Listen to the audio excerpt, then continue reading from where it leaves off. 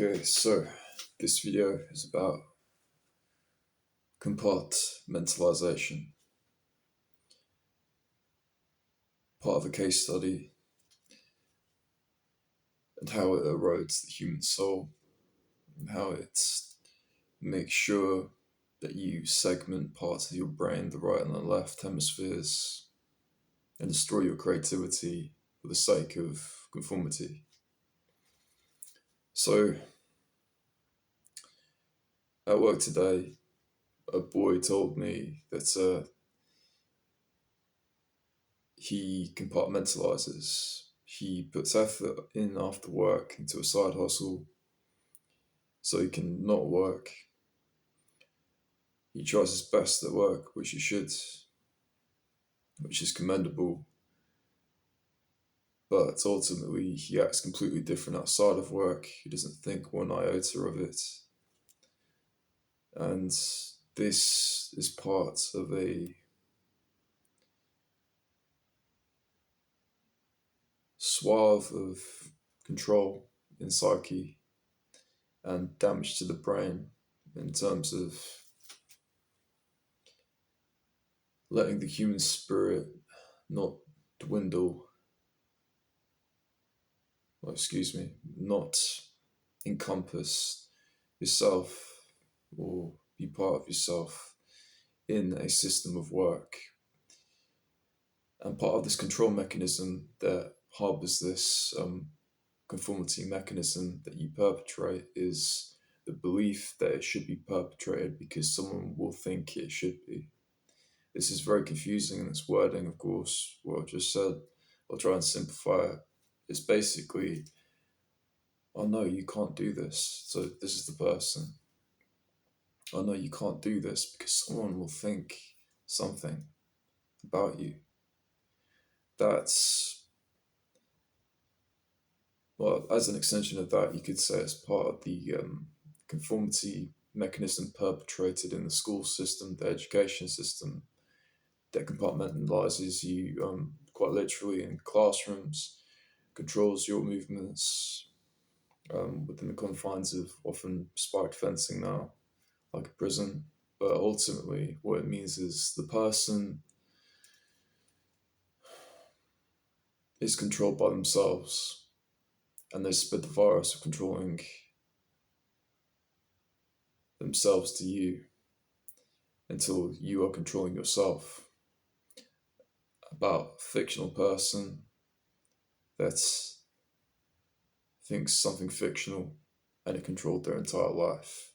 It's the greatest work of science fiction that's ever been perpetrated against the human race because it is an attack, it is a mind virus. And this is part of the compartmentalization control measure to make sure that you do segment parts of your brain into fear, controlling, conformist, sectioning off, quite literally, the connectivity and ability to transcend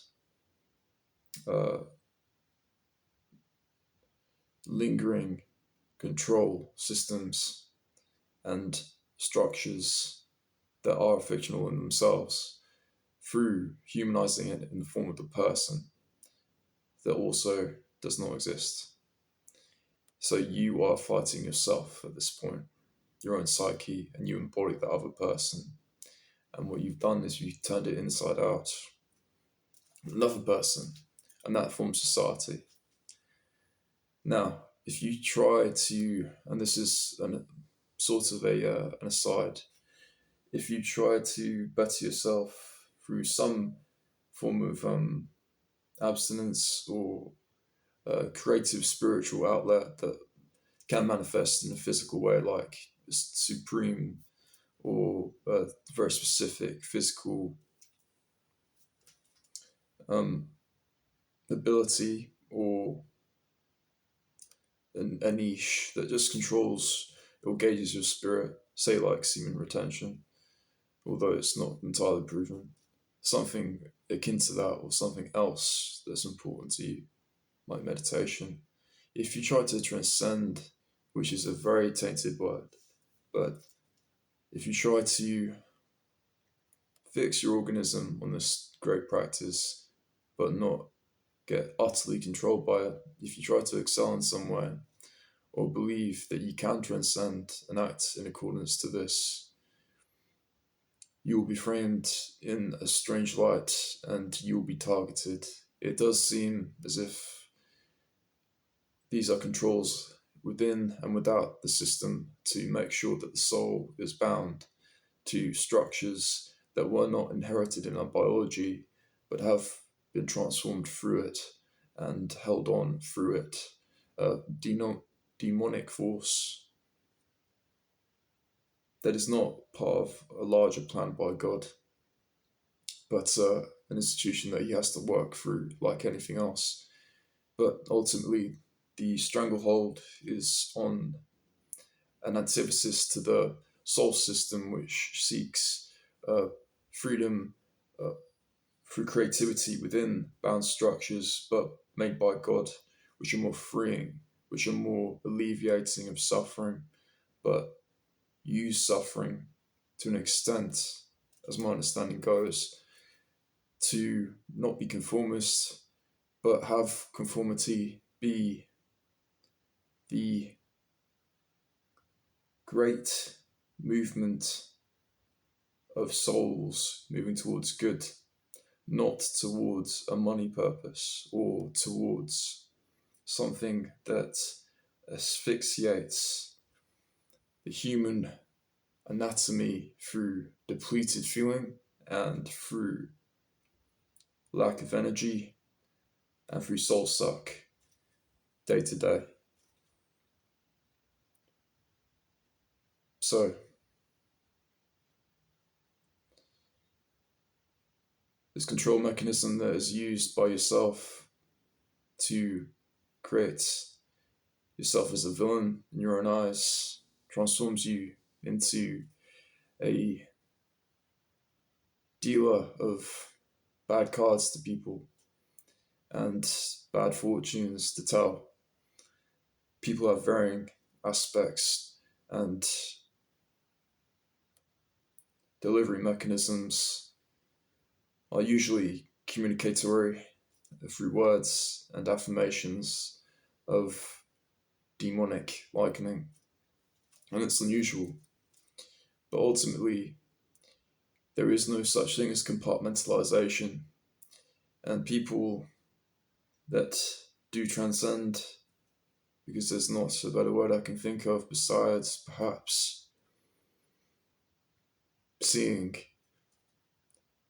who do transcend or see end up either leaving or doing something I've not noticed yet, which would be quite interesting.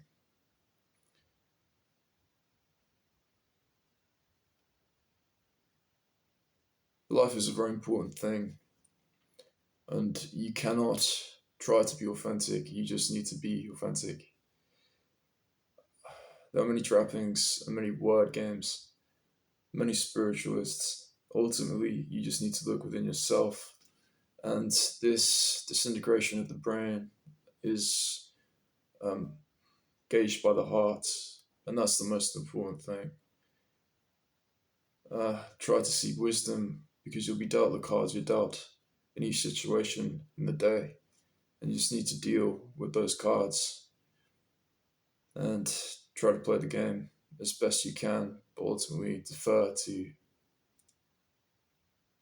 what is, and you see what is, you transcend what is not, and the systems of work do not define you as a person. For now, they siphon me, but they will not forever, as I understand it. As I understand it, something else entirely will. Thank you.